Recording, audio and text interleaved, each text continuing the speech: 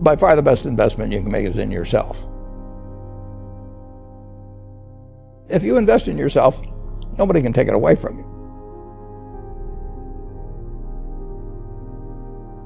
If I gave you a car and it'd be the only car you get in the rest of your life, you'd take care of it like you can't believe. Any scratch, you'd fix that moment, you'd read the owner's manual, you'd keep a garage and do all these things. And you get exactly one mind and one body in this world. And you can't start taking care of it when you're 50. Just remember that you just got one mind and body to get through life with. And the most important thing is really who you associate with. You want to associate with people that are better than you are. I mean, basically, you'll go in the direction of the people that you associate with. And you want to have the right heroes. You want people, if you want to emulate somebody, you better pick very carefully who you want to emulate. And when, obviously, you can't pick your parents. They're going to have an enormous influence on you, but you don't get a choice on that. But you get choices as you go down the line, and you want to copy. And the most important for most people in terms of that decision is their spouse. It's also important in terms of a partner in business, but the partner in life is the most important. You want to pick a spouse that's better than you are. I was lucky. I found something early that turned me on. You don't want to take a job just for the money.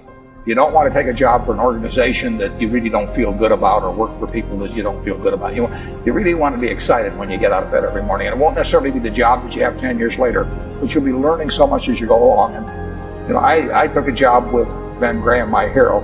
I never asked the salary, and I found at the end of the month when I got my first paycheck what I was earning, because I just knew it was the right thing to be.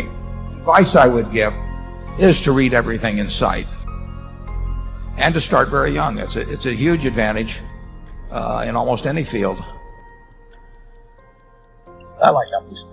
Started before I could remember. I knew I was going to be interested in stocks the rest of my life, but probably at the time I was 8 or 9. I used to keep charts on all kinds of stocks when I was that age. My aunt gave me a world almanac, so I memorized the population of all cities of any real size. But I just like numbers. My grandfather had a grocery store, and I used to buy Coca-Cola from them in 6-packs for $0.25 and sell them for $0.05 each. I sold the Saturday Evening Post door to door. I sold Ladies' Home Journal. I had all kinds of little ventures, not all hugely successful, I might add. I liked doing business early on. By far the best investment you can make is in yourself. For example, communication skills. I tell the students that come, they're going to graduate schools and business, and they're learning all these complicated formulas and all that. If they just learn to communicate better, both in writing and in person, they increase their value at least 50%. You have to be able to get forth your ideas, and that's relatively easy. I did it myself. I would follow my passion. I mean, whatever turns you on. I was lucky. I found something early that turned me on. But you don't want to take a job just for the money. You don't want to take a job for an organization that you really don't feel good about, or work for people that you don't feel good about. You really want to be excited when you get out of bed every morning. And it won't necessarily be the job that you have 10 years later, but you'll be learning so much as you go along. Have the right heroes. I mean, I've always been lucky in that respect. If the people you look up to are going to form your vision of what the world, how you want to be in later life. And I'll give you 2 pieces of advice. I'd invest as much in myself as you can. I mean, you're your own biggest asset by far. You're going to make mistakes in life. I mean, there's no question about it. You don't want to make them on the big decisions, who you marry and some things like that. So there's no way I'm going to make a lot of business and investment decisions without making some mistakes. I may try to minimize them.